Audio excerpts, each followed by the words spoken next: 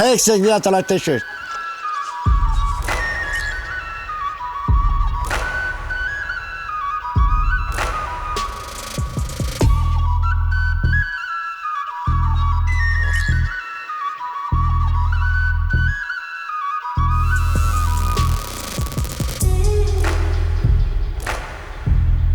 Bine ați venit la Teșești Vlogs. Astăzi facem unboxing din pod, cu unelte vechi, colecționate de mine, din moș strămoși. Toate obiectele vechi pe care le am, le țin în pod. Le țin ca piesă de muzeu. Foarte bucuros că e centenarul de la 1 decembrie și sărbătorim și noi, ca tot românul.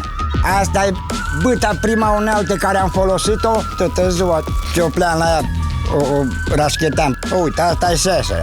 Cu asta seseram. Eram la Cluj și seseram. Câteodată seseram și noaptea, cu lămpașul. Cumpăram petrol, băgam în ele, le aprindeam și eram cu ele. Până în Teiuș am mers cu lămpașul în mână, cu calul și aduceam făină și pite ce ne trebuia. Părinții noștri mai de mult mergeau la Unire, erau cu lămpașul, plecau cu 2 zile înainte.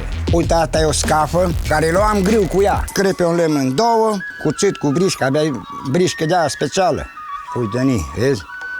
Brișcă. Cu asta, uite, așa ne o cioplai faină, uite, astea sunt farfeci pentru tuns oi. Cu greu le găseam pe la iarță și asta din Sighetul Marmasa.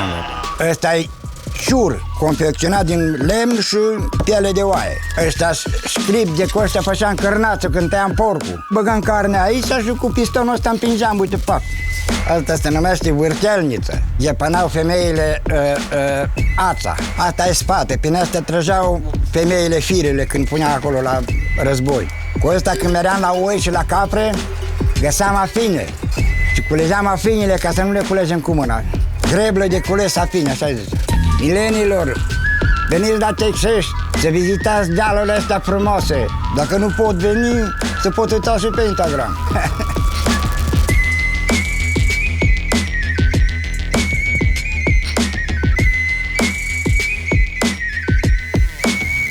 Dacă v-a plăcut, nu uitați să dați like și subscribe.